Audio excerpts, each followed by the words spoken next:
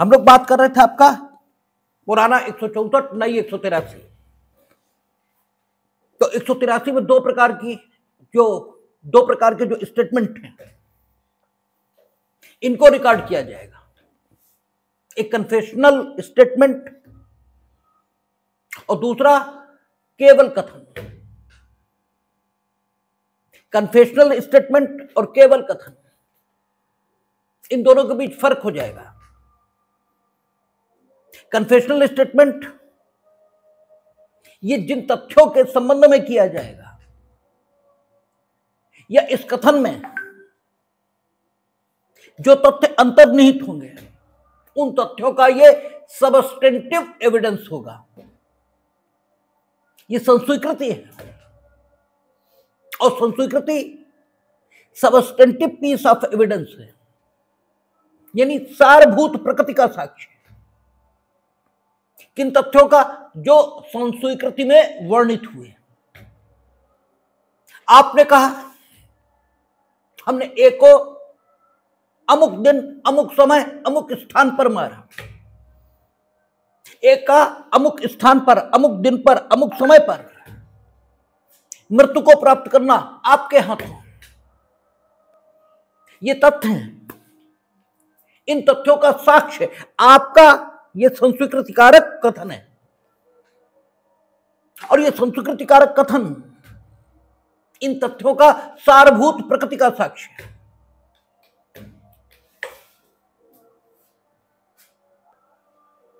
लेकिन कथन जो धारा 183 में अभिलिखित होगा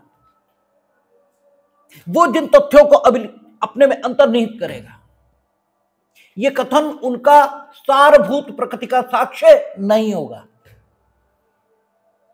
यानी कन्फेशन ये तो सबस्टेंटिव एविडेंस है, लेकिन कथन जो कन्फेशन नहीं है किंतु अंतर्गत धारा 183 या 164 अभिलिखित हुआ है,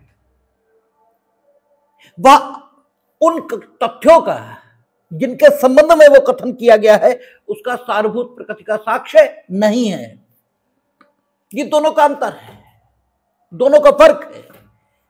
लेकिन फिर भी कथन जो अन्वेषण के दौरान अंतर्गत धारा 183 अभिलिखित किया जाएगा उसका साक्षिक महत्व उन कथनों की अपेक्षा अधिक है जो कथन अन्वेषण के दौरान और पुलिस अधिकारी द्वारा अभिलिखित किए जाएंगे। ठीक है, यानी तीन प्रकार के कथन हो गए। एक कथन जो अन्वेषण के दौरान है और पुलिस अधिकारी इसने अभिलिखित किया। एक कथन जो कन्फेशन है, अन्वेषण के दौरान है, मजिस्ट्रेट ने अभिलिखित किया, उस तरह से अभिलिखित किया। अभिलेखन का जो ढंग धारा 183 या 164 सीआरपीसी इसमें बताया गया। और एक कथन जो अन्वेषण के दौरान है, मजिस्ट्रेट ने अभिलिखित किया किंतु कन्फेशन नहीं है। कन्फेशन इसकी स्पेसिफिक डेफिनेशन है और डेफिनेशन के मुताबिक जब आप कन्फेशन करते हैं तो सबसे पहली बात, ठीक है, जिस कथन के माध्यम से आप कन्फेशन करते हैं उस कथन की सबसे पहली जो विशेषता है वो क्या है कि ये अपराध के बारे में होती है। आप लोग कन्फेशन और एडमिशन इसका अंतर करते हैं। आपसे एलएलबी में खूब कराया जाता है और आप खूब गलत करते हैं। कन्फेशन और एडमिशन इसके बीच जो अंतर बहुधा आप लिखते हैं वो क्या लिखते हैं कि कन्फेशन क्रिमिनल कार्रवाइयों में है और एडमिशन सिविल कार्रवाइयों में। ये अंतर पूरी तरह गलत है। एडमिशन और कन्फेशन दोनों क्रिमिनल कार्रवाइयों में, ठीक है, क्रिमिनल कार्रवाइयों में एडमिशन भी होगा और कन्फेशन भी होगा, लेकिन जहां तक सिविल कार्रवाई का सवाल है उसमें सिर्फ एडमिशन होगा, कन्फेशन वहां नहीं हो सकता। ठीक है ना? यानी कन्फेशन एक ऐसा स्टेटमेंट है जो सिर्फ दांडिक कार्रवाइयों में होगा, जो सिविल कार्रवाइयों में नहीं हो सकता। और इसका सबूत पिछले एविडेंस एक्ट की धारा 23 उसमें भी मिलता है। क्या कहता है? सिविल कार्रवाइयों में धारा 23 का मार्जिनल नोट देखेंगे पुराने एविडेंस एक्ट का, तो वहां क्या लिखा है? वहां लिखा है सिविल कार्रवाइयों में की गई स्वीकृतियां कब साक्ष्य में अग्राह्य होती हैं। यानी सिविल कार्रवाइयों में की गई स्वीकृतियां कब साक्ष्य में अग्राह्य होती हैं। इसका मतलब यह हुआ कि क्रिमिनल कार्रवाइयों में अगर स्वीकृतियां हुई हैं तो वे सदा और सर्वदा ग्राह्य होती हैं। सिर्फ सिविल कार्रवाइयों में धारा 23 में वर्णित दशाओं में स्वीकृति अग्राह्य हो जाएगी, शेष कभी भी स्वीकृति अग्राह्य नहीं होगी। हमने कहा ना कि कानून जो लिखा है उसे तो पढ़ते ही हैं, लेकिन कानून में जो नहीं लिखा है, मीनिंग देयर बाय जो आवश्यक विविक्षा से लिखा गया है या जिसे आवश्यक विविक्षा से पढ़ा जाना चाहिए, वो भी पढ़ा जाता है। जब एक बात कह रहा है वो कि स्वीकृतियां सिविल मामलों में कब अग्राह्य होंगी, इसका मतलब निकला कि स्वीकृतियां सामान्यतः कार्रवाई का नेचर कोई हो, चाहे सिविल हो चाहे क्रिमिनल, वो ग्राह्य हैं। इसका मतलब ऐसे भी निकलेगा। हां, अगर कार्रवाई का नेचर सिविल है तो धारा 23 में वर्णित दशा ये अगर पैदा हुई है तो स्वीकृति अग्राह्य होगी, अन्यथा ग्राह्य होगी। इसका अर्थ ऐसे निकलेगा। तो आप स्वीकृति और संस्वीकृति इसका अंतर अक्सर गलत करते हैं। जैसे आप 304 और 302 यानी सदोष मानववध जो कि हत्या नहीं है और सदोष मानववध जो कि हत्या है, इसके बीच अंतर क्या कर देते?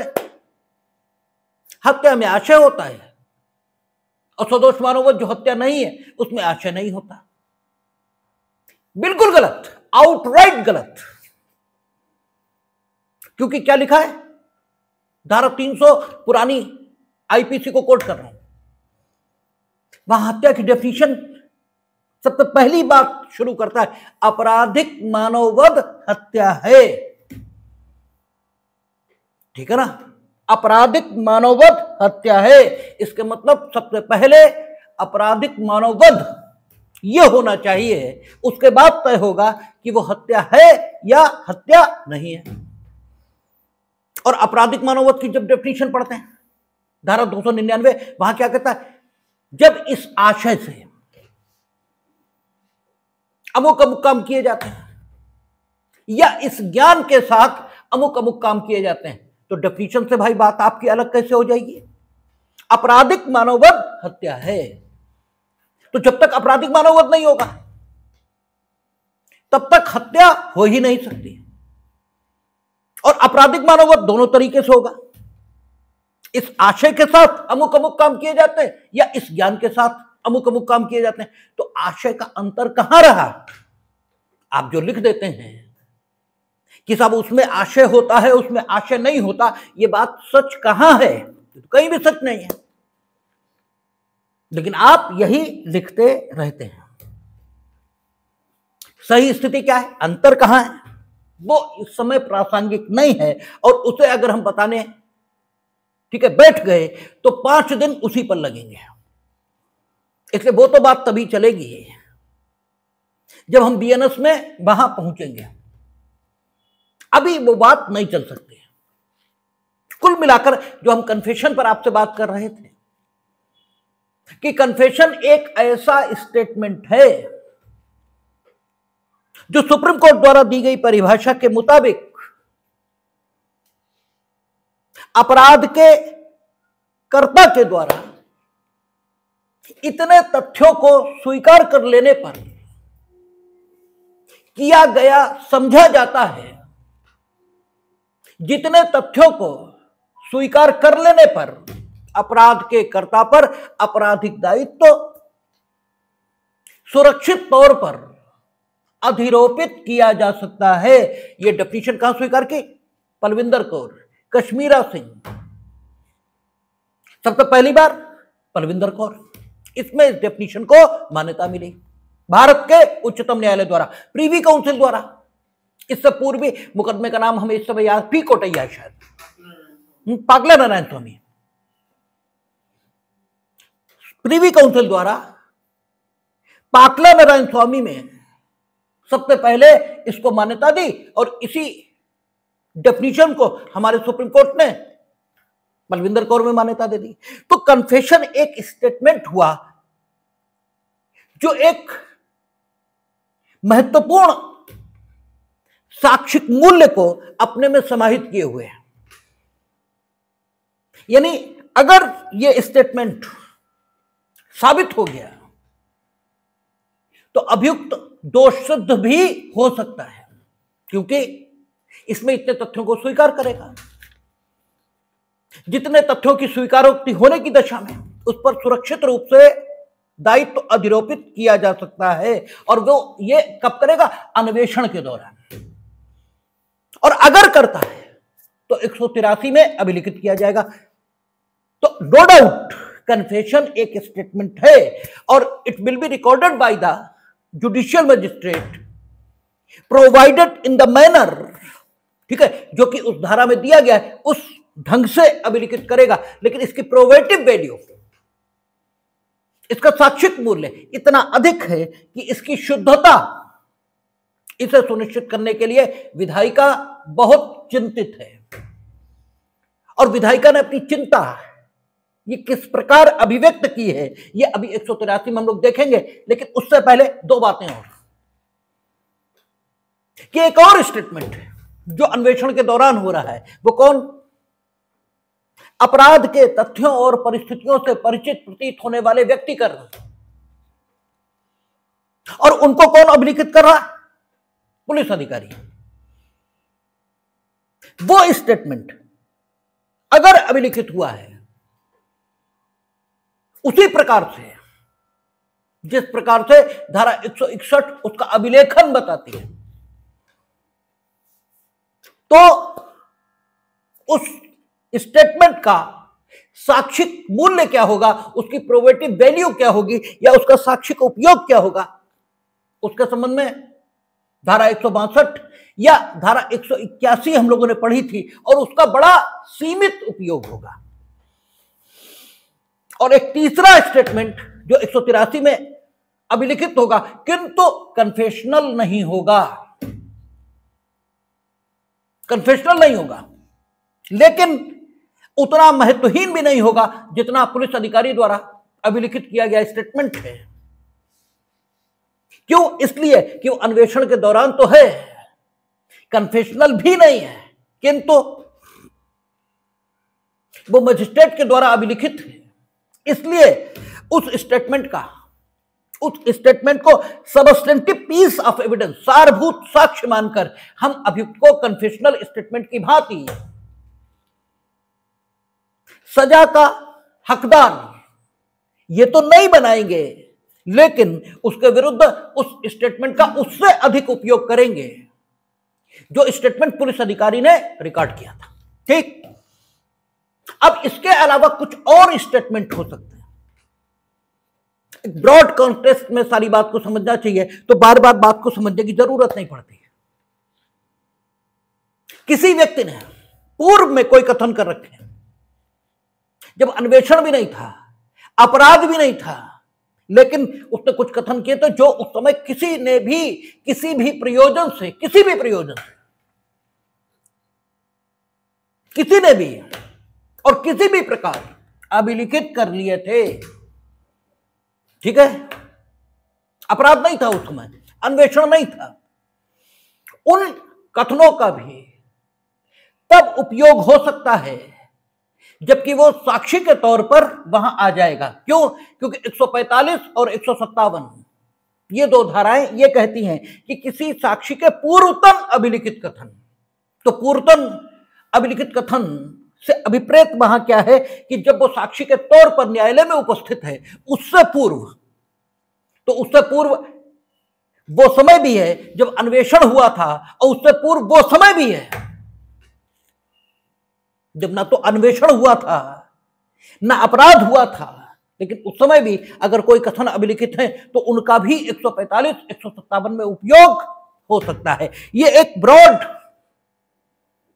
संदर्भ, ये आप अपने मनों में रखेंगे तो बात क्लियर रहेगी हमेशा, और कोई झंझट आपके मन में उत्पन्न नहीं होगा। अब हम लोग सीधे 183 पर बात करते हैं। 183 में दो प्रकार के स्टेटमेंट, एक कन्फेशनल, दूसरा नॉन कन्फेशनल। कन्फेशनल स्टेटमेंट चूंकि सबस्टेंटिव पीस ऑफ एविडेंस है, उसके आधार पर सजा हो सकती है, हो जाएगी नहीं। तो कन्फेशनल स्टेटमेंट इसके आधार पर सजा हो सकती है। इसलिए अन्वेषण के दौरान अगर यह मजिस्ट्रेट के द्वारा अभिलिखित किया गया है तो फिर इसकी शुद्धता सुनिश्चित होनी चाहिए। अच्छा, कन्फेशन व्यक्ति कर रहा है, इतना पर्याप्त नहीं है। कन्फेशन स्वतंत्र होना चाहिए। आखिर व्यक्ति अपने हित के विरुद्ध बोलेगा क्यों? दो कारण हो सकते हैं। एक, उसे किसी ने बोलने के लिए मजबूर किया है कि वो कन्फेशनल स्टेटमेंट दे, और दूसरा, अंतरात्मा की आवाज, उसे लगता है जो करना था हमने कर दिया, लेकिन हमें इस पाप के साथ अब नहीं जीना है जो हमने कर दिया, इसलिए भी वो कन्फेशनल स्टेटमेंट दे सकता है। तो पहला हम नहीं लेंगे, क्यों? पहला अगर अलाउड किया तो झूठे कन्फेशनल स्टेटमेंट आएंगे, जबरदस्ती लोग कन्फेशन करा लेंगे, और निर्दोष ये जेलों में जाएंगे और दंड मिलेगा। और अगर हम इसे अस्वीकार कर दें कि वो कन्फेशन जो हमें स्वतंत्र नहीं लगेगा, स्वतंत्र है या नहीं है ये तो करने वाला जाने, लेकिन अगर हमें लगेगा कि स्वतंत्र नहीं है तो हम इसको बिल्कुल रिकॉर्ड नहीं करेंगे। इससे कोई नुकसान नहीं हो रहा, इससे कोई नुकसान नहीं हो रहा, क्योंकि अभियोजन ये मानकर तो नहीं चल सकता कि अभियुक्त कन्फेशन कर ही लेगा, ये मानकर तो नहीं चला जा सकता। और जब ये मानकर नहीं चला जा सकता तो अभियोजन के पास उसके कन्फेशन के अलावा अन्य एविडेंसेस होंगे ही होंगे। भाई, आप ये मानकर तो नहीं चल सकते कि अभियुक्त अपने दोष को स्वीकार कर लेगा। आप तो यही मान के चलेंगे कि वो ये कहेगा हमने चोरी नहीं की। तो आप तो उसकी चोरी को इस्टेब्लिश करने के लिए एविडेंस कलेक्ट किए ही होंगे, तभी तो आप कह रहे हैं कि ये चोर है। उसकी स्वीकारोक्ति के अलावा भी आपके पास एविडेंसेस होंगे जिनके आधार पर आप उसे चोर ठहरा रहे हैं। तो अगर हम उसके कन्फेशन को एक बार हमें शक पड़ रहा है ये स्वतंत्र नहीं है तो उसे हम अस्वीकृत कर देते हैं, तो नुकसान क्या हुआ? कुछ भी नहीं। और स्वीकार कर ले तो नुकसान होने की संभावना है। तो युक्ति संगत क्या है? युक्ति संगत यह है कि वो कन्फेशन जिसके बारे में शक भी पड़ जाए कि ये स्वतंत्र नहीं है, उसको अस्वीकार कर देना चाहिए, और यही कानून है। ठीक है कि 183 जो प्रक्रिया अधिनियमित करेगी, मजिस्ट्रेट से वो ये अपेक्षा करेंगे कि वो ये सुनिश्चित करे कि जो कन्फेशनल स्टेटमेंट अभियुक्त के द्वारा दिया जा रहा है वह पूरी तरह स्वतंत्र है। और एक चीज और समझ लें, कानून का हमेशा अर्थान्वयन कैसे करते हैं? उद्देश्यात्मक। 183 कन्फेशन को रिकॉर्ड करने का जो तरीका बताती है वो तरीका इस प्रकार का है कि उससे विधायिका ने यह सुनिश्चित करने की कोशिश की है कि कन्फेशन स्वतंत्र हो। और जब यह कोशिश की, इसका अर्थ यह हुआ कि वो जो कुछ यहां लिखने से छूट गया किंतु कन्फेशन की स्वतंत्रता इसको सुनिश्चित करने में सहायक हो सकता है, तो भले ही वो यहां लिखा नहीं है फिर भी मजिस्ट्रेट को उन तरीकों को उपयोग में लाना चाहिए, क्योंकि उद्देश्यात्मक अर्थान्वयन होगा ना। जैसे यहां ये लिखा है, अभी हम लोग देखेंगे, पढ़ेंगे कि मजिस्ट्रेट उसे बताएगा कि देखिए आप कन्फेशन करने के लिए, ठीक है, या कन्फेशन न करने के लिए पूरी तरह स्वतंत्र हैं, ये लिखा है। और आप ये भी बताएंगे कि डरने की कोई जरूरत नहीं। तो आप ये भी तो बता सकते हैं हम मजिस्ट्रेट हैं और यहां तुम्हें कोई डरने की जरूरत नहीं। जो यहां नहीं लिखा है वो भी आप कह सकते हैं। यहां यह लिखा है कि मजिस्ट्रेट खुद लिखेगा। अगर व्यक्ति पढ़ना लिखना जानता है तो सुप्रीम कोर्ट तक से ये फैसला आए हैं कि आप स्वयं लिख दीजिए अपना कन्फेशनल स्टेटमेंट और बाद में हम लिख देंगे कि इन्होंने लिख के खुद दिया है, ठीक है ना। अगर वो खुद लिखने को तैयार है, अगर अपने मन से कर रहा है तो खुद लिख भी देगा, ठीक है ना। तो यहां जो कुछ कहा है वो उस उद्देश्य की पूर्ति के लिए कहा कि ताकि कन्फेशनल स्टेटमेंट की स्वतंत्रता और जो उसकी शुचिता है वो बरकरार रहे। क्यों? क्योंकि कन्फेशनल स्टेटमेंट की प्रोबेटिव वैल्यू ये बहुत ज्यादा है। यद्यपि जब हम लोग विचारण पढ़ेंगे तो देखेंगे वहां कन्फेशनल स्टेटमेंट होने के बाद भी कन्फेशनल स्टेटमेंट को अलग हटाकर अभियोजक से कथानक की सत्यता उसको साबित करने की अपेक्षा की जा सकती है, ठीक है ना, और की जाएगी। किसी भी दांडिक न्याय व्यवस्था में अभियुक्त की संस्वीकृतियों के आधार पर उसे दंडित किया जाना यह अच्छा नहीं माना गया है। कारण यह है कि अगर उसने किया है तो उसकी आत्म स्वीकृति के अलावा भी साक्ष्य तो होगा ही। अरे किसी ने तो करते देखा होगा, कहीं पर तो हुआ होगा, जहां हुआ होगा वहां अपराध के परिणाम, घटना के परिणाम वो तो आए होंगे। आप उन्हें क्यों नहीं दे रहे? आप उसकी आत्म स्वीकृति के भरोसे बैठे क्यों हैं? मान लो न करता तब, ये तो उसका मन था, न करता तब तुम क्या करते? तुम तब जो करते वो अब क्यों नहीं करते? इसलिए स्वीकृति या संस्वीकृति ये अच्छा साक्ष्य कभी नहीं माना गया। लेकिन फिर भी इसके अभिलेखन की व्यवस्थाएं की गई हैं ड्यूरिंग इन्वेस्टिगेशन भी और इन्वेस्टिगेशन के बाद भी। अब एक चीज और समझ लें, अभियुक्तों ने अपराध किया और थाने जाने के बजाय वो सीधे मजिस्ट्रेट के पास पहुंच गया और हाथ में उसके कटा सिर है और वो कहता है हमने अभी मार डाला है। अन्वेषण नहीं चल रहा है, अन्वेषण शुरू होगा एफआईआर से और एफआईआर दर्ज होती थाने में।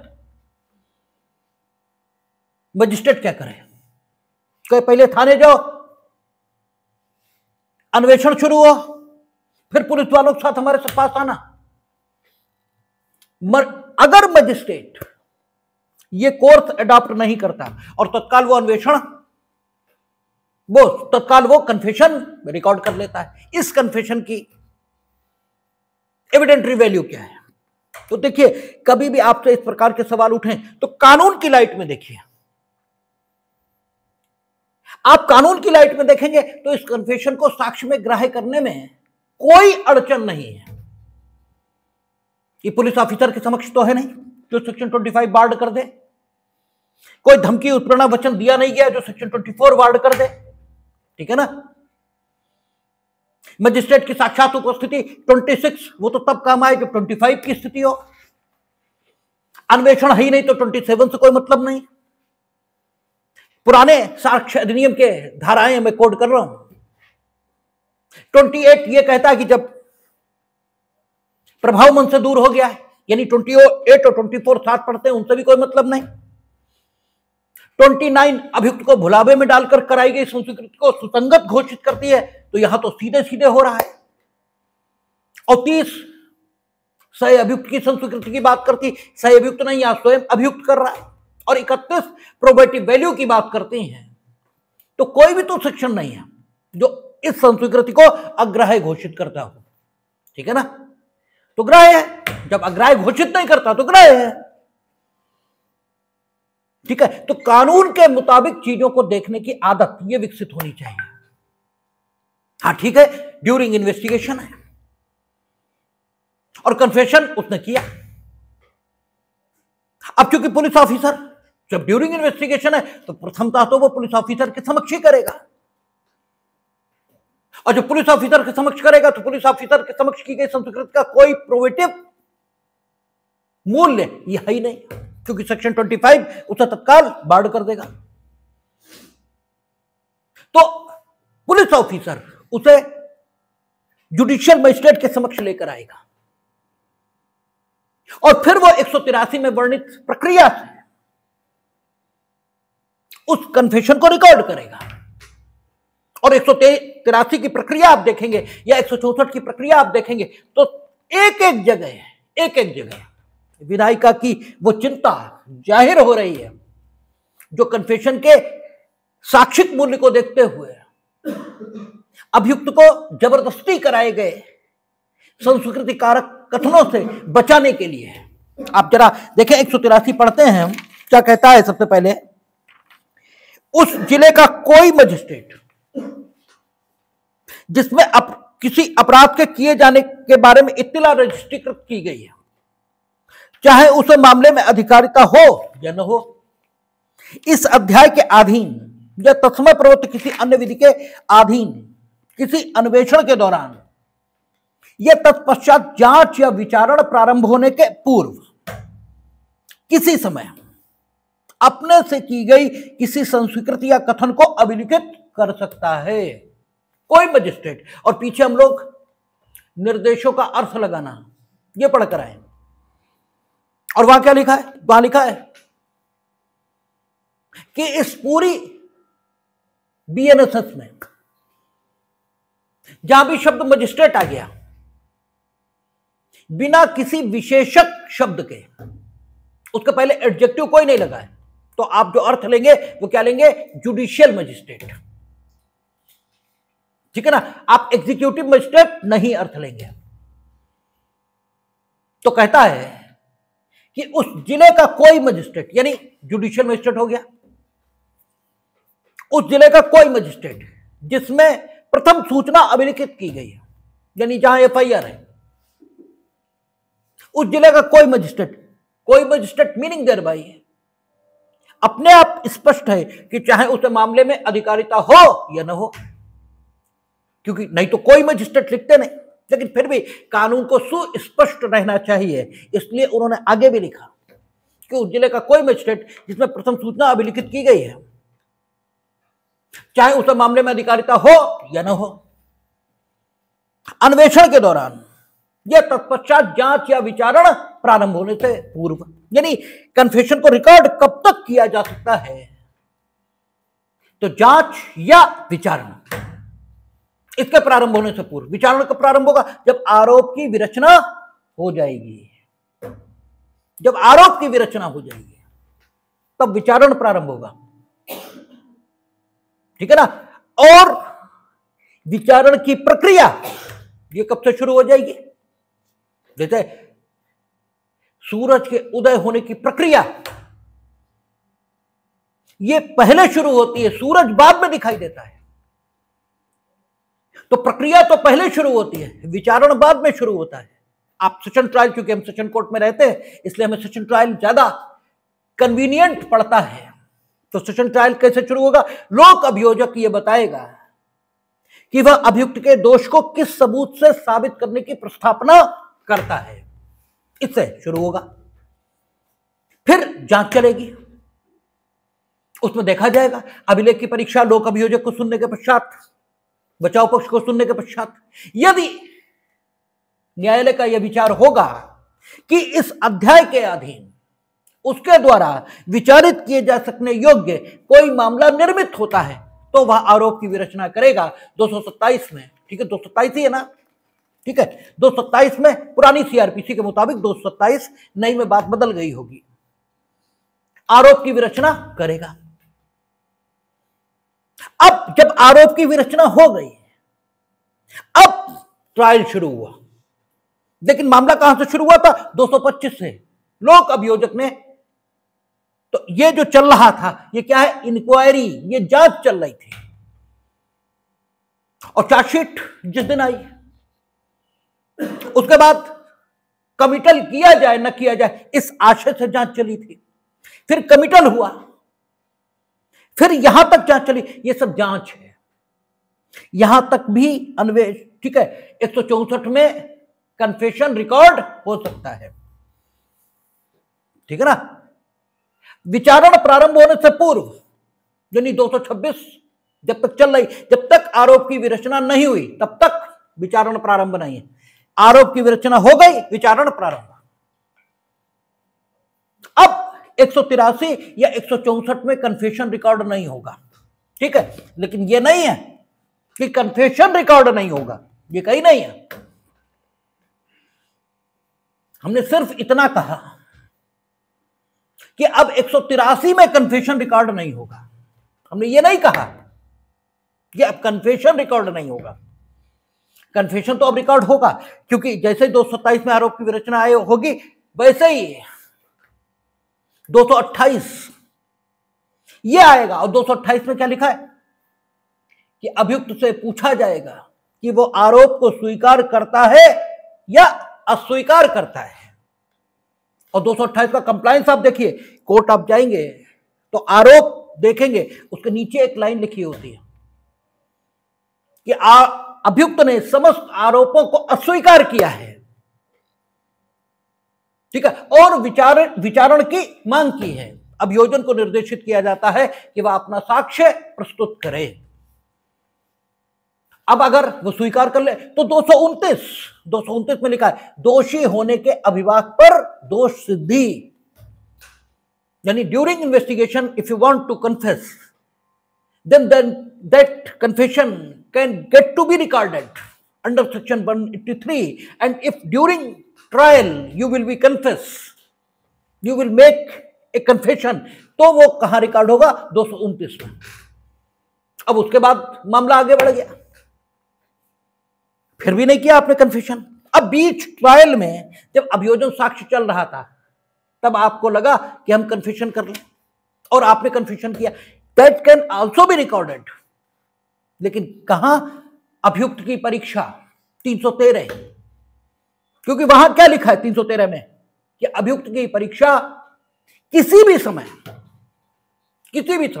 न्यायालय द्वारा की जा सकती है, किंतु अभियोजन साक्ष्य समाप्त होने के पश्चात आवश्यक रूप से की जाएगी। किसी भी समय आपने एप्लीकेशन दी कि हम कन्फेस करना चाहते हैं, ठीक है, हम आपकी परीक्षा करेंगे। क्यों करना चाहते हैं, क्या कहना चाहते हैं बताइए, जो आप कहेंगे वो रिकॉर्ड कर लेंगे। लेकिन कन्फेशन अगर हुआ तो no doubt it is a substantive piece of evidence. इस पर सजा हो सकती है, लेकिन इस पर सजा करना ठीक नहीं समझा जाता, लेकिन हो सकती है। इसलिए विधायिका चिंतित है और विधायिका ने ड्यूरेशन तय की कि during investigation but before the commencement of inquiry and trial, ठीक है, it can be recorded under section 183 by whom? Judicial magistrate. Meaning thereby, if any confession will be recorded by the executive magistrate, then that confession will be inadmissible. वो स्वीकार नहीं हो सकता, क्योंकि ताकत confession record करने की यहां जो जिसे मिली है वो कौन है? Judicial magistrate. इसलिए, और वो इसलिए दी गई पर्पजिव है कि एग्जीक्यूटिव मजिस्ट्रेट राज्य सरकार के अधीन है और प्रोसिक्यूशन राज्य सरकार ही चलाएगी। तो मेरा मुंसिफ ही मेरा कातिल है, ठीक है, जो हमारा मुंसिफ है वही मेरा कातिल है, तो क्या मेरे हक में फैसला देगा? फिर फैसला क्या खाक हमारे हक में होगा? तो राज्य सरकार प्रोसिक्यूट करेगी। हमने आपसे कहा कि स्टेट के 3 फंक्शन है, न्याय देना भी उसी का काम और न्याय के समक्ष उपस्थित करना यह भी उसी का काम। तो स्टेट 2 भागों में बंटता है, एक भाग न्याय के समक्ष उपस्थित करता है और एक भाग न्याय देता है। बात छोटे बड़े का सवाल नहीं है, एग्जीक्यूटिव कार्यकारी अंग है, इसलिए पकड़कर न्याय के समक्ष उपस्थित हम करेंगे, ठीक है। और न्याय करने का काम स्टेट ही करता है, स्टेट वो भी है, स्टेट ये भी है, ठीक है। तो आपका एग्जीक्यूटिव मजिस्ट्रेट नहीं रिकॉर्ड करेगा और अगर किया तो इनएडमिसिबल, ठीक है। आगे देखें, कहता है परंतु इस उपधारा के अधीन की गई कोई संस्वीकृति या कथन अपराध के अभियुक्त व्यक्ति के अधिवक्ता की उपस्थिति में श्रव्य दृश्य इलेक्ट्रॉनिक साधनों के माध्यम से भी अभिलिखित किया जा सकेगा। अभियुक्त के अधिवक्ता की उपस्थिति में कथन और कन्फेशन दोनों, कथन और कन्फेशन दोनों, हमने कहा ना 2 चीजें हैं यहां, कथन भी है कन्फेशन भी है। कन्फेशन के बारे में विधायिका ज्यादा चिंतित है, कथन के बारे में उतना चिंतित नहीं है, क्योंकि confession substantive piece of evidence है। किन फैक्ट्स का? उन फैक्ट्स का जो फैक्ट उस कथन में आएंगे, लेकिन जो सिंपल मियर स्टेटमेंट है वो सबस्टेंटिव पीस ऑफ एविडेंस नहीं है, लेकिन उन कथनों की अपेक्षा अधिक महत्व का है जो कथन पुलिस अधिकारी के द्वारा अन्वेषण में अभिलिखित हुए थे, क्योंकि पुलिस अधिकारी द्वारा अन्वेषण में जो अभिलिखित हुए थे उनका सीमित साक्ष्य उपयोग है और वो सीमित साक्ष्य उपयोग 181 या 162 से शासित होता है। और वो उपयोग क्या है कि वो व्यक्ति जो कथन करता है वो यदि अभियोजन साक्षी के तौर पर न्यायालय के समक्ष उपस्थित हो जाए, तो वो भी उसी अपराध के जांच और विचारण में जिसके अन्वेषण के दौरान यह कथन हुआ था, तो फिर उसके अन्वेषण में के दौरान अभिलिखित कथन से उसके वर्तमान कथनों का सिर्फ खंडन किया जा सकेगा और कुछ भी नहीं। तो वो सीमित साक्ष्य उपयोग है, यहां ऐसी बात नहीं आएगी, क्योंकि अन्वेषण के दौरान अभिलिखित है किंतु पुलिस अधिकारी द्वारा नहीं। इसलिए इस कथन का जो भी साक्ष्य उपयोग भारतीय साक्ष्य अधिनियम के प्रावधानों के अनुसार हो सकता होगा, सब होगा। और 157 भारतीय साक्ष्य अधिनियम जो अब बदल गया है उसमें यह कहा गया कि अगर पूर्व में अभिलिखित कोई कथन है और साक्षी साक्ष्य देने आया है, ठीक है, और अन्वेषण के दौरान पुलिस अधिकारी द्वारा अभिलिखित कथनों से वो कथन भिन्न है, तो समर्थन के लिए भी उसका उपयोग किया जा सकेगा। यदि न्यायालय का यह विचार है कि जिस समय उसने पूर्व कथन किया था वो पूर्व कथन उसने उस समय किया था जबकि कथन जिस तथ्य के बारे में है उस तथ्य को घटित हुए कुछ ही समय हुआ था, थोड़ा ही समय हुआ था। ये थोड़ा समय कितना, इस पर मामला सुप्रीम कोर्ट गया, क्योंकि जो अन्वेषण के दौरान 164 का स्टेटमेंट होगा वो अपराध होने के काफी बाद हुआ हो, ऐसा भी हो सकता है। तो यह कहा गया कि संपोषण नहीं हो सकता 164 के कथन से। इसलिए नहीं हो सकता क्योंकि 157 ये कहता है कि उस तथ्य को घटित हुए ज्यादा समय नहीं होना चाहिए। जिस तथ्य के बारे में वो कथन है, जिस कथन को ड्यूरिंग इन्वेस्टिगेशन अभिलिखित किया गया है किंतु पुलिस अधिकारी द्वारा अभिलिखित नहीं किया गया है, केवल ऐसे कथन से ही संपोषण हो सकता है। क्योंकि 164 का स्टेटमेंट जब रिकॉर्ड किया गया उस समय वो तथ्य है जिसके संबंध में यह कथन है बहुत पहले उसे घटित हुए काफी समय हो चुका था, इसलिए इस कथन से साक्षी का संपोषण नहीं हो सकता। कोर्ट ने कहा ये नहीं। केवल इतना ही तो लिखा है कि उस तथ्य, जिस तथ्य के बारे में कथन किया जा रहा है, उस तथ्य को घटित हुए कुछ समय हुआ हो।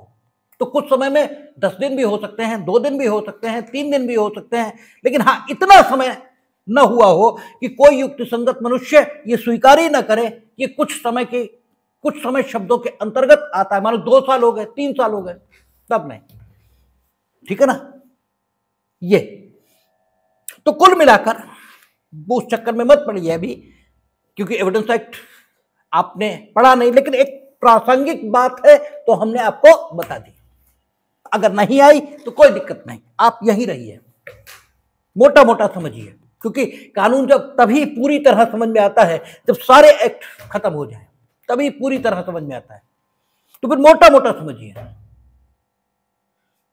कि नो डाउट कन्फेशन वो तो है ही वैल्यूएबल, लेकिन स्टेटमेंट जो कन्फेशन नहीं है वो भी अगर इस धारा के अंतर्गत अभिलिखित हुआ है तो उतना वैल्यूएबल तो नहीं है जितना कन्फेशन, किंतु उतना महत्वहीन भी नहीं है जितना महत्वहीन वो कथन है जो अन्वेषण के दौरान पुलिस अधिकारी ने अभिलिखित किया है।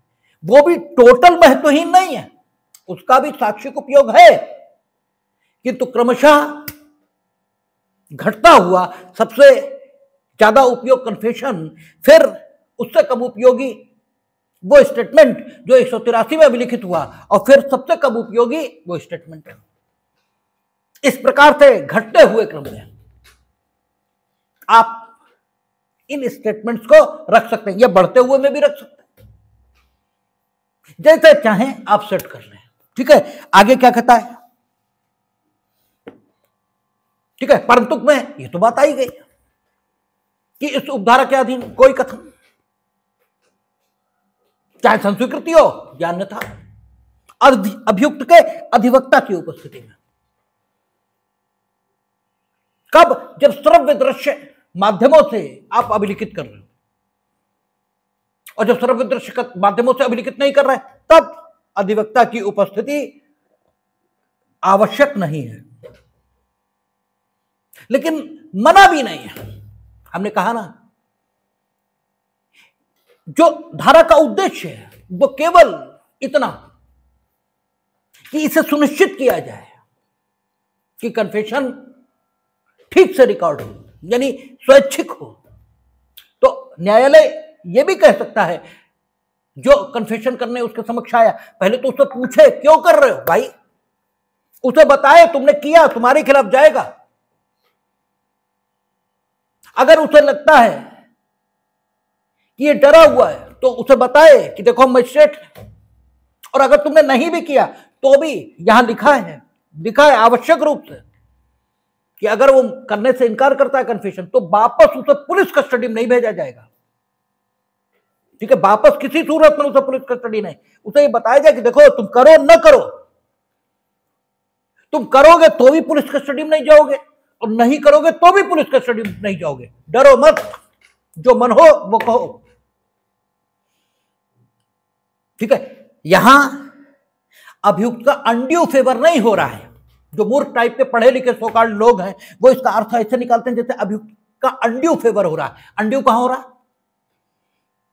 भाई? अगर अपराध हुआ तो आपके पास उसके साक्ष्य होंगे, किसी ने करते देखा होगा, आपके पास बहुत सारे साक्ष्य होंगे, तो उन साक्ष्यों को लाओ ना। इसके पीछे काहे पड़े? इसके पीछे क्यों पड़े? अच्छा, ये ना करता कन्फेशन तो तुम छोड़ देते, तब तुम एविडेंस कलेक्शन नहीं करते ना, तो वही एविडेंस कलेक्ट करो, लाओ। और अगर हम ये सुरक्षाएं न ले तो निर्दोषों को सजा हो जाने की गुंजाइश, ले तो कोई दोषी बचने फिर भी नहीं पाएगा, क्योंकि दोषी के लिए तो हमारे पास 20 एविडेंस होंगे ही, उनसे तो हम निपट ही लेंगे। ठीक है, तो ये कानून की युक्ति संगतता है, जो पढ़े लिखे लोगों की, जो सो कॉल्ड पढ़े लिखे होते हैं, उनकी समझ में ये युक्ति संगतता नहीं आती है। ठीक है, तो हर तरीके से आप सुनिश्चित करेंगे। वकील भी दिया जा सकता है, श्रव्य दृश्य है तब तो देंगे ही देंगे, अदरवाइज ये दिया जा सकता है कि आप, ये वकील साहब हैं आपके, इनसे पूछो कि अगर तुमने किया तो फिर दिक्कत होगी तुम्हें, उसके बाद अगर वो करता है तो ठीक, नहीं करता तो नहीं। ठीक है, आगे सब सेक्शन 2 कहता है मजिस्ट्रेट किसी ऐसी संस्कृति को अभिलिखित करने के पूर्व उस व्यक्ति को जो संस्कृति कर रहा है यह समझाएगा। अब देखिए यहां जो पर्पजिव है, सबसेक्शन 2 पर्पजिव है। यहां पर्पज यह है कि उसे कन्फेशन करने के लिए अगर कोई धमकी, उत्प्रेरणा या वचन दिया गया है तो उसे हटा दे, उसके प्रभाव को खत्म कर दे, और फिर अगर स्वैच्छिक है तो रिकॉर्ड करे, कोई दिक्कत नहीं। इसलिए यहां जो लिखा है वो तो करेंगे ही आप, वो तो करेंगे ही, लेकिन ऐसे नहीं कि मैकेनिकल ढंग से कि जैसे करना है बस, वही जो हम बार बार कहा करते हैं कि काम दो तरह से होता है, एक मालिक करता है और एक नौकर करता है। काम दोनों करते हैं, फिर भी दोनों के कामों में भेद है, दोनों के काम के परिणामों में भेद है। नौकर से एक बात तुम भूल गए कहना तो फिर वो करेगा नहीं, और बड़ा खुश होगा कि चलो इतना ही बताया, और फिर गड़बड़ होगी तो कह देगा आप ही ने तो कहा था, और आप कुछ नहीं कर पाएंगे।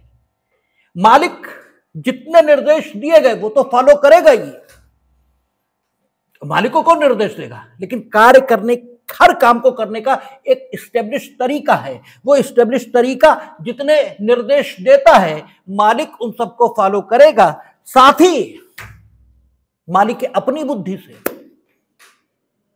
अगर कुछ जरूरी होगा उस काम को और ठीक से करने के लिए तो वो उसे भी करेगा। तो यहां मजिस्ट्रेट को जितने निर्देश सबसेक्शन 2 के माध्यम से दिए गए वो तो वो फॉलो करेगा ही, लेकिन अगर अन्य कोई निर्देश हो सकते हैं, अन्य कोई बातें हो सकती हैं जो कन्फेशन की जो उसकी स्वैच्छिकता है उसको सुनिश्चित कर सके तो वो काम भी मजिस्ट्रेट यहां करेगा। ऐसी अपेक्षा माननीय उच्चतम न्यायालय द्वारा अपने विभिन्न निर्णयों में व्यक्त की गई है। क्या कहता है? कहता है मजिस्ट्रेट किसी ऐसी संस्कृति को अभिलिखित करने के पूर्व उस व्यक्ति को जो संस्कृति कर रहा है यह समझाएगा कि वह ऐसी संस्कृति करने के लिए आबद्ध नहीं है, और यदि वह उसे करेगा तो वह उसके विरुद्ध साक्ष्य में उपयोग में लाई जा सकती है, और मजिस्ट्रेट कोई ऐसी संस्कृति तब तक अभिलिखित नहीं करेगा जब तक उसे करने वाले व्यक्ति से प्रश्न करने पर उसको यह विश्वास करने का कारण न हो कि वह स्वेच्छा से की जा रही है। इसका मतलब magistrate is not bound, obligation नहीं है, ये ऑब्लिगेशन नहीं है कि मजिस्ट्रेट कन्फेशन रिकॉर्ड करे ही, नो, मना कर सकता, नहीं करेंगे क्योंकि क्या लिखा है, जब तक उसे यह विश्वास ना हो जाए प्रश्न करने पर, इतना तो आप समझाएंगे ही, और प्रश्न करने पर इसका मतलब विधायिका आपको सब तरह के अधिकार दे रही है कि आप कैसे भी ये जांचो कि व्हाटएवर ही इज सेइंग वो अपनी इच्छा से है या नहीं, और सब कुछ तरीकों में शामिल हो सकता है कि देखो हम मजिस्ट्रेट हैं, ये तुम्हारा कुछ नहीं कर लेंगे। पुलिस अगर खड़ी है तो उससे कहें निकलो कमरे से बाहर, उसे समझाएं कि तुम पुलिस कस्टडी में नहीं जाओगे। उसके चेहरे अगर कोई चोट फेंट है तो पूछे कैसे लगी, उसे सांत्वना दें। और ये अभियुक्त के फायदे के लिए नहीं है, खूब समझ लें, क्योंकि अभियुक्त के जो दोषी है उसके खिलाफ तो हमारे पास 20 एविडेंस होंगे ही, वो तो हम साबित ही कर लेंगे। ये निर्दोषों के भले के लिए है, जिसके ऊपर आरोप लगा, जो कन्फेस कर रहा है, जरूरी नहीं वो स्वेच्छा से कर रहा हो, इतना विवश और मजबूर भी हो सकता है। और इसीलिए कहा गया आप 281 के उपबंधों के मुताबिक कन्फेशन रिकॉर्ड करेंगे, और 281 अभियुक्त की परीक्षा को रिकॉर्ड करने का तरीका बताती है, ठीक है ना। और उसमें क्या, अभियुक्त की परीक्षा प्रश्नोत्तर के क्रम में होती है। आप प्रश्न करेंगे क्योंकि प्रश्न से अंदाज आता है।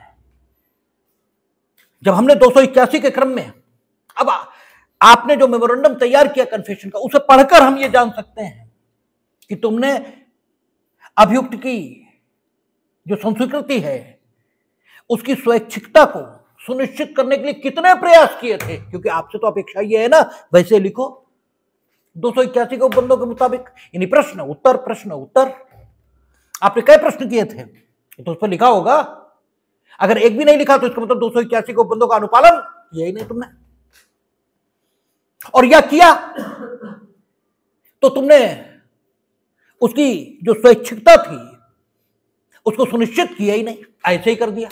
और जब ऐसे ही कर दिया तो वह अग्राह्य है, उसे हम ग्राह्य नहीं करेंगे, क्योंकि आपसे बार बार उसने कहा कि प्रश्न करेगा, ठीक है। और प्रश्न करके जब ये लगे कि स्वैच्छिक है, केवल तभी रिकॉर्ड करिए।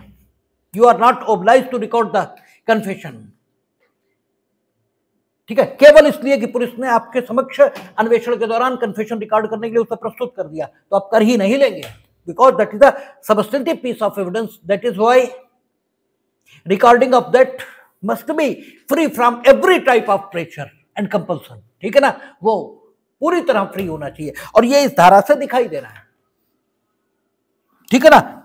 तीसरा कहता है संस्वीकृति अभिलिखित किए जाने के पूर्व यदि मजिस्ट्रेट के समक्ष हाजिर होने वाला व्यक्ति यह कथन करता है कि वह संस्वीकृति करने के लिए इच्छुक नहीं है, मान लीजिए मजिस्ट्रेट ने समझाया देखो तुम्हारे विरुद्ध साक्ष्य में नहीं दी जाएगी, है वो तुमने की तो साक्ष्य में देंगे और तुम बाध्य नहीं हो, उसका मन बदल गया, कहता नहीं करेंगे,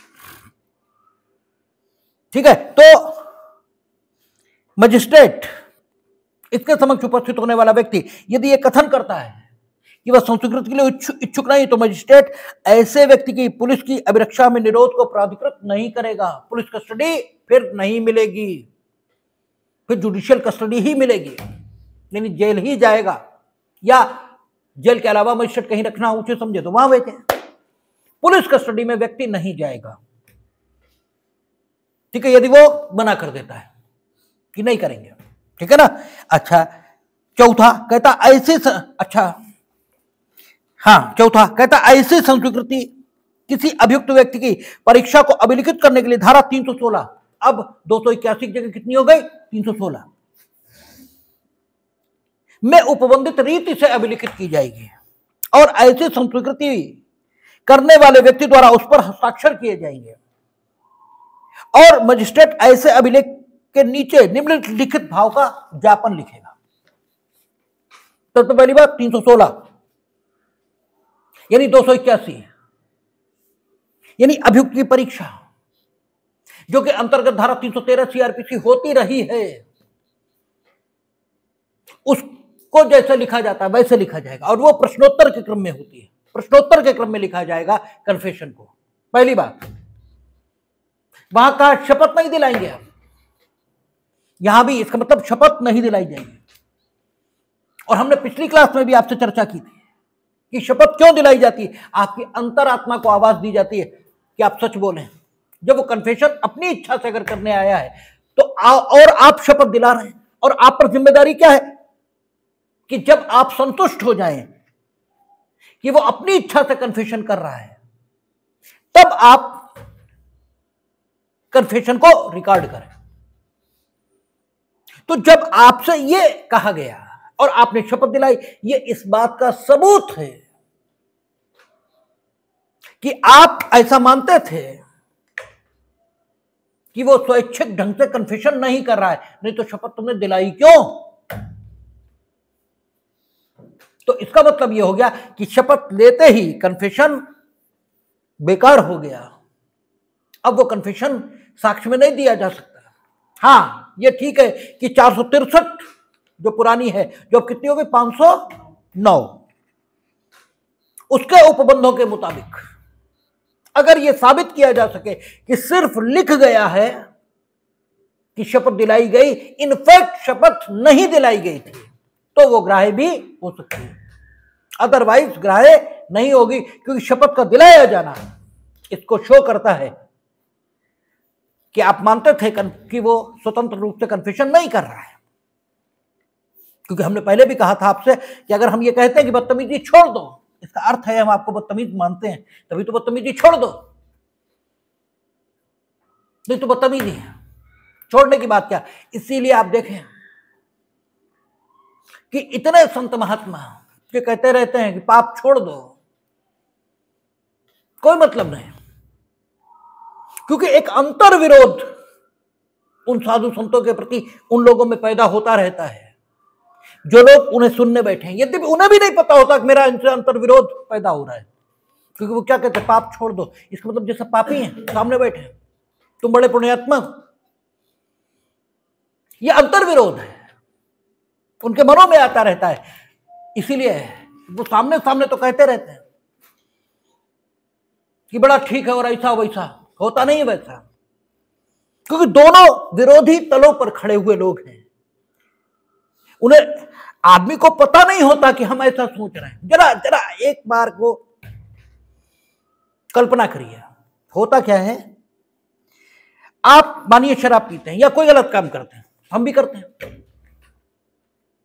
हम एक दिन आपसे कहें कि भाई हमने शराब छोड़ दिया, अब हम नहीं पिएंगे, और वाकई हमने छोड़ दी, आप बड़ा प्रेस करते हैं कि अरे एक पैग में कौन वो हो जाता है, थोड़ी सी पी लो, कभी कभी पी लेना, ऐसे थोड़ी होता है। तो जरा अपने मन का निरीक्षण करना, उस समय आपके मन में क्या चल रहा होता, उसके हमें जवाब देने की जरूरत नहीं है, क्योंकि आप जो जवाब देंगे झूठ होगा। आपके मन में ये चल रहा होता है कि अगर इसने छोड़ दी तो ये तो साला सुधर जाएगा और हम ही नीच आदमी रह जाएंगे जो पीते रहेंगे। ये चलता है मन में। प्रत्यक्ष आप क्या कर रहे हैं, प्रत्यक्ष बड़ा प्रेम दिखा रहे हैं ना, प्रेम नहीं है, नहीं है प्रेम। मन के अंदर ये चल रहा है कि ये तो सुधर जाएगा, हम ही नीच होंगे जो पीते रहेंगे, ये चलता है मन में। ठीक है, जरा मनोवैज्ञानिक फैक्ट्स का अध्ययन आप करेंगे तो बड़ा उलट पाएंगे, बड़ा उलट पाएंगे। ठीक है, बिल्कुल उलट है आदमी, बिल्कुल उलट है। जो वो कहता है वो कभी नहीं उसके मन में होता है, उसके मन में बिल्कुल डिफरेंट बातें चल रही होती हैं। और ये बड़ी, और इसे जानने के लिए कोई ज्योतिष नहीं होती, आपके अपने मन में क्या चलता है ये देखें। इतना बेबाक स्वीकृति कोई नहीं करता होगा, इसका सीधा मतलब यह है कि मेरे मन में ये चलता है तभी तो हम ये अनुभव कर पाए, और हम ऑन कैमरा कह रहे हैं कि ऐसा ही है। ठीक है, तो ये बेबाक स्वीकृति होती है जो कर लेनी चाहिए, इसमें कोई बुराई भी नहीं है। इसमें क्या बुराई है, ऐसा है, सबके साथ है, हम कोई महापुरुष थोड़े हैं। आप मानेंगे नहीं, हमने मान लिया, बस इतनी ही बात तो है, इसमें क्या फर्क पड़ा। ठीक है, तो शपथ अगर दिलाई गई है, इसका मतलब ही है कि आपको पूर्ण विश्वास था कि स्वीकृति स्वतंत्र नहीं है, तभी तो शपथ दिला रहे थे, नहीं क्यों दिला रहे थे। ठीक है, तब ये पूरी तरह आग्रह है। हाँ ठीक है, शपथ दिलाई नहीं गई थी, अब वो मूर्ख शिरोमणि थे, उन्हें लिख दिया कि अभियुक्त ने सशपथ कथन किया। अक्सर आदतन लिख देते हैं। तो अगर 509 में इस बात का एविडेंस मिल गया कि इनफैक्ट नहीं दिलाई गई थी, इनफैक्ट तो सम्यक प्रकार से किया गया था, कथन लिख गलत गया, तो एडमिसेबल भी है। ठीक है ना। और ये जो नीचे लिखा है, ये फुटनोट हर कन्फेशन पर लिखा जाएगा।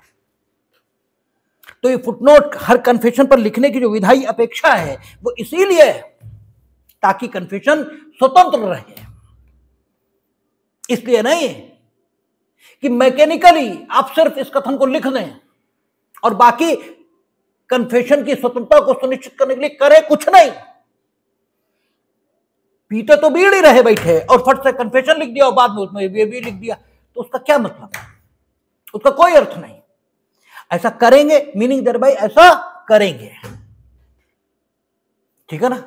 और कई लोग रहते हैं, जैसे हमारे वर्तमान साहब भी, लिखा है अभियुक्त की परीक्षा, तो वो करते हैं अभियुक्त की परीक्षा, बुलाते हैं, ये ना क्या हुआ था बताओ, जो कहे वही लिख देंगे। तो कुछ लोग करते भी हैं, जैसा लिखा है वैसे करते। ठीक है, तो अपेक्षा आपसे ये कन्फेशन को रिकॉर्ड करने की विधि है। ये कन्फेशन ऐसे रिकॉर्ड होगा, ऐसे रिकॉर्ड नहीं हुआ तो क्या होगा, और अन्य स्टेटमेंट जो रिकॉर्ड किए जाएंगे उनके लिए प्रक्रिया क्या है, इस पर कल बात करेंगे। देखिए